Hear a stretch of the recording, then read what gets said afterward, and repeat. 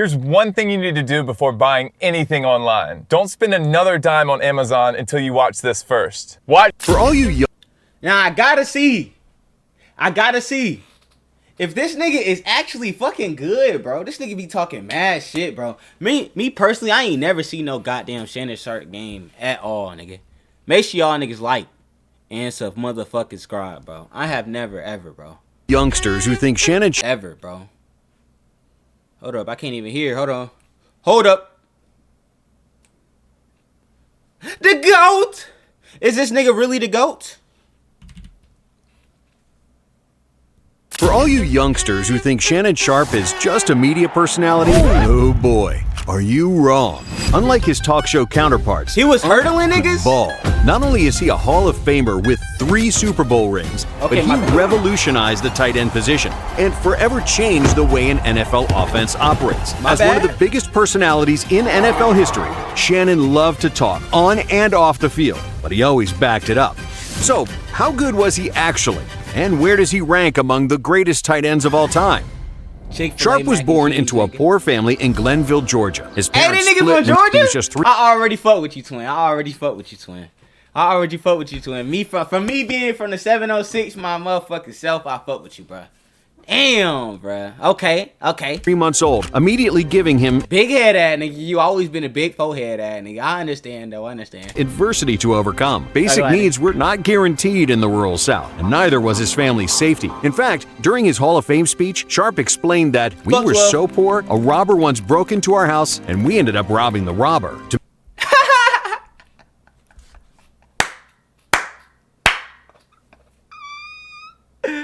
Oh my fucking god, bro. Took his blicks. Oh my god, nigga. How you get your stick? Oh my god. Nigga got stuck up in a stick up, bro.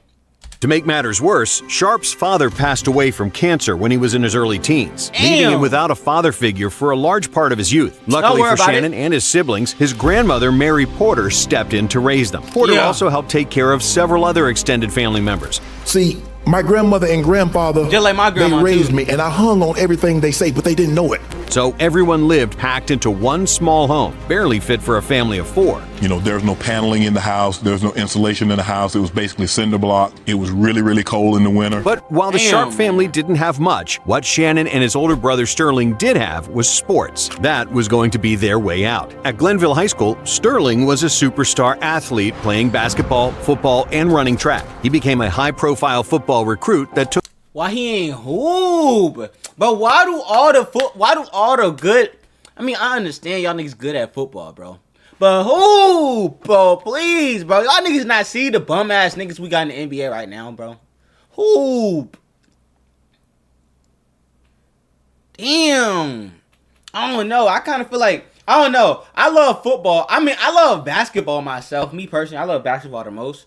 But I feel like football is kind of the better sport. I'm not going to be biased. I just feel like the hype, all the hype. I mean, the finals got some hype too, but I feel like the NBA just got too many games, bro. Am I lying or am I chatting? Am I yapping? I feel like the NBA got too many games though, bro.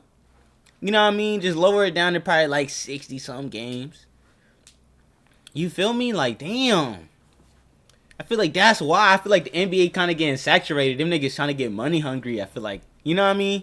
took his talents to the University of South Carolina. Shannon had hoped to follow in his brother's footsteps, and as an athlete, he did. He was also a star multi-sport athlete. That nigga look like the Baby and Bobby Shmurda put together, bro.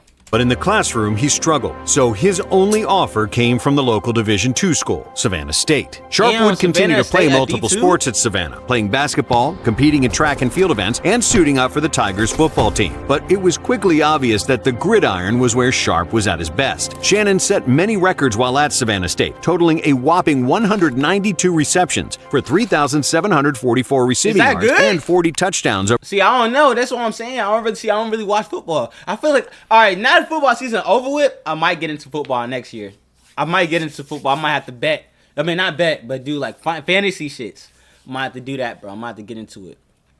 I don't know. What is the best way to get into football? Over 4 years. And while Shannon was dominating the inferior D2 competition, his brother Sterling was doing the same at USC, then in the NFL. At South Carolina, Sterling set nearly every receiving record, which led to him being drafted 7th overall by the Green Bay Packers in 1988. Then, I should have went first. Damn, they picked up both brothers as 5. Just his second year in the NFL, he was already a first-team All-Pro. But despite his brother's instant success, nobody was paying close attention to Shannon. I'm the best, Sterling. Damn. I'm better than you are, you know it. The NFL was far different 30-plus years ago, and tight ends were expected to be closer physically to offensive tackles than wide receivers. While Sterling was the ideal NFL wide receiver, Shannon was just a tweener with good stats. The future NFL legend was written off and seen as a project rather than a weapon. Little did they know, Shannon would go on to change the course of the tight end position forever. Because after a grueling 6 rounds undrafted in the 1990 NFL Draft, that round 1 was off the table,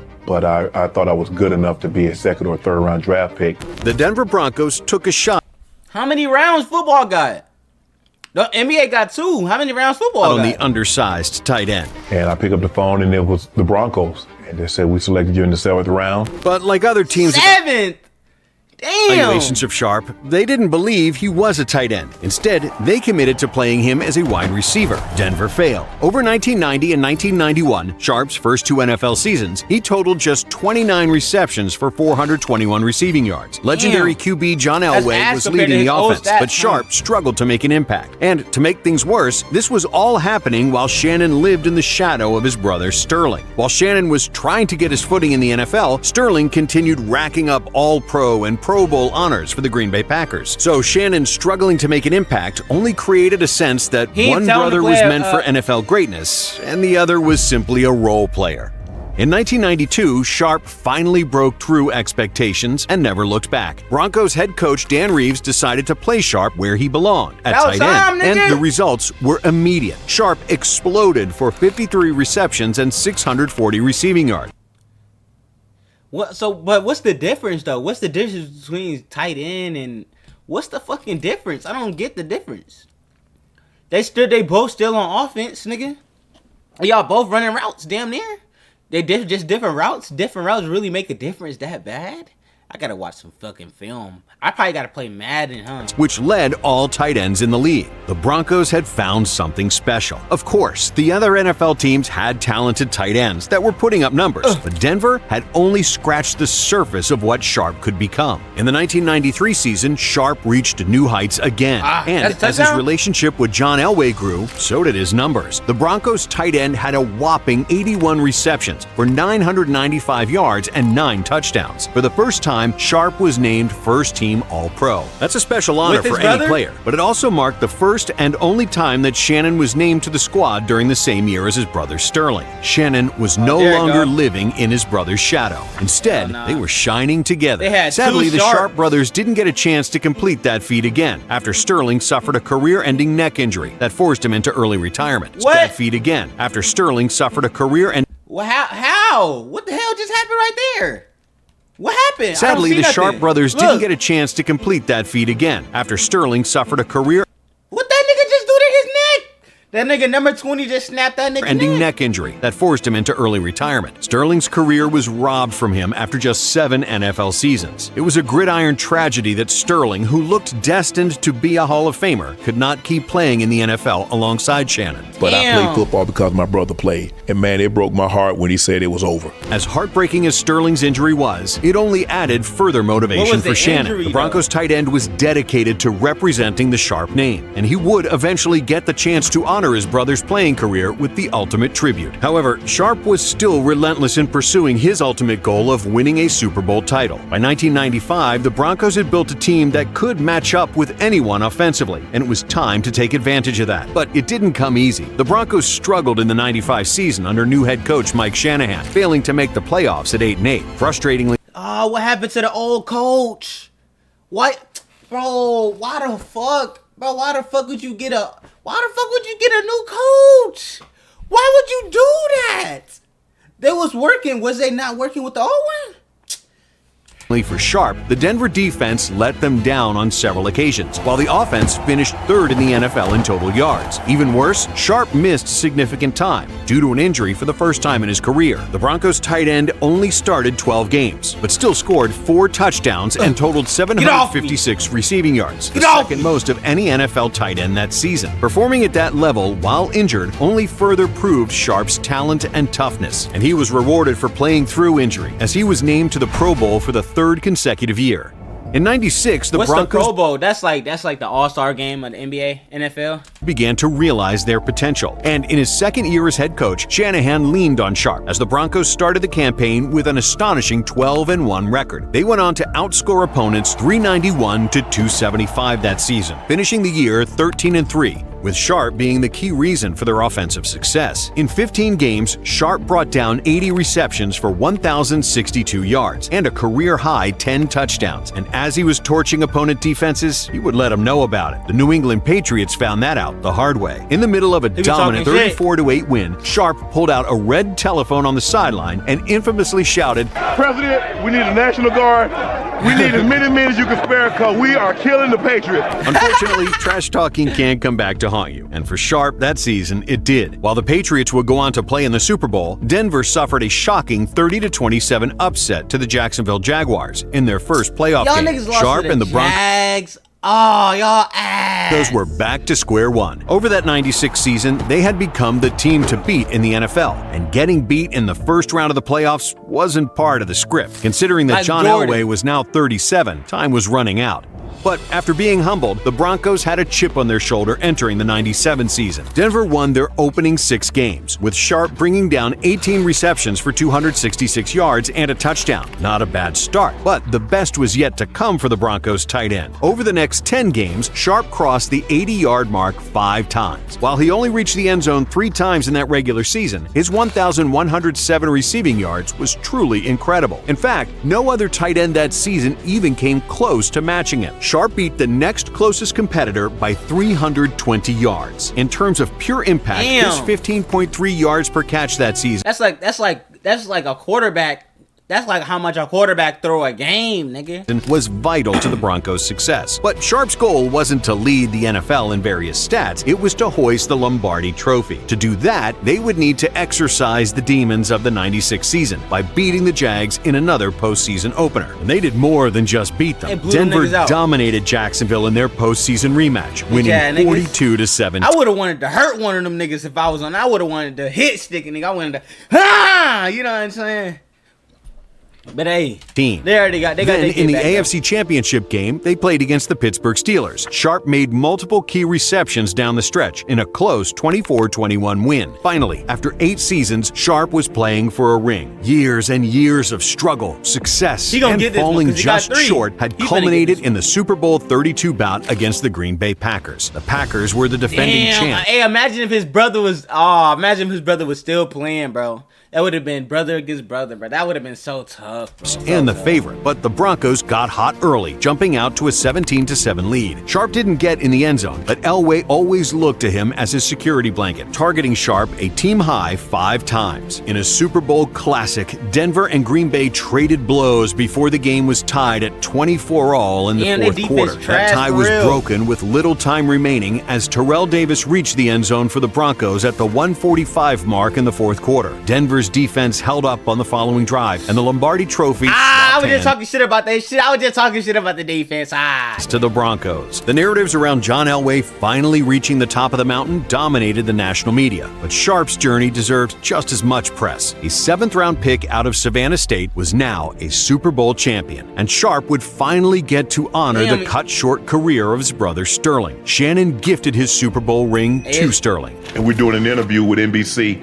And we're sitting down talking. He don't get another one. Yeah, I'm going to give him the Super Bowl ring. Some things are bigger than personal success, and the Sharpe brothers clearly understand that. But what do you do after you accomplish your ultimate goal of winning a Super Bowl? You do it again, and you do it in even more dominant fashion. After an impressive 12-4 regular season campaign in their first Super Bowl season, the Broncos followed that up with a 14-2 run in 1998. Denver dismantled their you see how that nigga jumped to get more yards? That's actually nice, bro. He's actually a nice player for that, bro. I ain't gonna lie, because That would not be in my head, nigga. In my head, I'm trying to keep that goddamn rock, boy. He tripping. To run in 1998. Denver dismantled their opponents, initially starting on a 13-0 streak to open the season. So much for the Super Bowl slump, huh? The stats were wild. Sharpe and the Broncos scored 31.3 points per game, establishing themselves as one of the most dynamic offenses in NFL history. 30 in points 18 per game. total games played, Denver won 15 games by 2 scores or more, including all 3 of their playoff games. Sharpe didn't cross the 1,000-yard receiving mark, but he did reach 10 touchdowns for the second time in his career. For a third consecutive year, Sharpe was named a first-team All-Pro and a Pro Bowler. It was a storybook ending for Elway, who retired at the end of the season.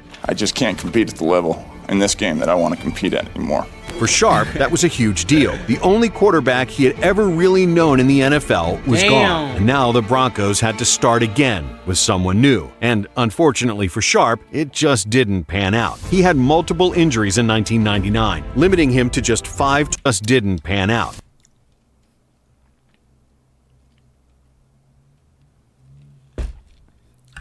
No homo. My nigga.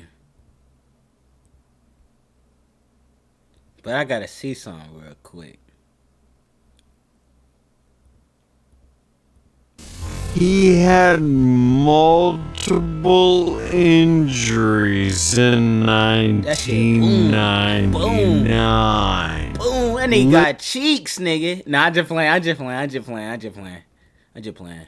Limiting him to just 5 total appearances. By the following offseason in 2000, the 4-time All-Pro was a free agent, and he was going to take his talents elsewhere. After 10 seasons in Denver, Sharpe joined a talented Baltimore Ravens team for the 2000 season. The Ravens boasted 2 legendary running backs in Jamal Lewis and Priest Holmes, but sorely lacked a downfield threat. So that's where Sharpe came in. Baltimore prided itself on its defense, but Sharpe took them to a new level on offense, and the numbers prove it. The veteran tight end led the entire squad in receiving yards and receiving touchdowns, with 810 yards and 5 scores. The Ravens went from an 8-8 team in 1999 to a powerhouse that finished 12-4 in 2000. Anybody Somehow, ever been that undefeated? record didn't win the AFC Central due to the Tennessee Titans going 13-3. But Sharpe and the Ravens would have the last laugh. To open the postseason, Baltimore dismantled Sharpe's former team. The Ravens beat the Broncos 21-3 as Sharpe exploded for 3 catches, 73 yards, and a touchdown. Now, Sharpe and Baltimore got their shot at the Titans in the divisional round. After a fairly close game to start, the Ravens broke the contest open in the fourth quarter to win 24-10. I would have been laughing Sharpe only made 1 catch, but it was a monstrous 53-yard grab that was a huge momentum shifter for Baltimore. And that huge catch against the Titans was a foreshadowing of the AFC Championship clash with the Oakland Raiders. In a 16-3 victory, Sharpe made the most famous play of his career. First, catching a pass at the Ravens' 12-yard line, Sharpe ran all the way down the field for a 96-yard touchdown. What'd he do? It was the only touchdown in Baltimore's victory and the longest score of Sharpe's career. After 3 exceptional games, Sharpe had once again reached the Super Bowl. That was the only Sharpe made score just in the game? 1 catch for 5 yards in the big game, but Baltimore defeated the New York Giants 34-7 for the team's first ever Super Bowl victory. Sharpe would spend one more season with the Ravens, going for 811 receiving yards and 2 touchdowns in 2001. He was named to his final Pro Bowl that season, marking his 8th appearance. The Ravens would not replicate their previous postseason success, losing in the divisional round. And as painful as it is to say this, they have a better football team than what we got. But Sharpe had made his mark in Charm City and had a Super Bowl ring to show for it. So what's to wrap up his career, Shannon returned to Denver. To no one's surprise, he was still a massive problem for opposing defenses. Over 28 games in his final 2 years, Sharpe racked up 1,456 receiving yards and 11 touchdowns. That's the most, right? Tight ends today are some of the most game-breaking weapons in the NFL, combining speed and size to create the ultimate mismatch. They have Shannon Sharpe to thank for that, being arguably the most influential player to ever play that position. To this day, Sharpe... Then why did he just don't get a big-ass safety for his ass? Just hang! You know what I'm saying? Rob Gronkowski. Oh, that's that nigga Travis Kelce. Damn. I don't know who the rest of these niggas is, bro. I don't know who Tony Gonzalez is. I don't know who Jason Witten. Oh, I feel like I do know who Jason Witten is. He played for who? He played for the Dallas Cowboys, right? Why they don't got that nigga picture in there? Antonio Gates. I don't think I never heard of him. I heard these 3 though. These 3, and I think him. is still top 5 among tight ends in receptions and receiving yards. He is, without a doubt, a top 5 among tight ends. Travis Kelce up there. Fuck. He was close. That means he was top 5. Damn. Nigga, I come out of retirement. Rob, he still be hooping? He don't still be out there on the field. Tight ends in receptions and receiving yards. He is, without a doubt, a top 5 tight end in NFL history. His legacy was cemented in 2011 when he was inducted into the Pro Football Hall of Fame. His presence on television and social media has made Sharpe more famous than ever. Even people who don't watch football know who he is, thanks to memes and clips of Sharpe doing his thing. But it's important to remember why he was put on TV in the first place. It's because he always has had the game to go along with the gab. For more of the best NFL content, be sure to like and that nigga was actually nice, like, every year of his career. What I mean, the first couple years was not his fault, so that means technically he was nice every year of his career. You know what I'm saying? That's tough.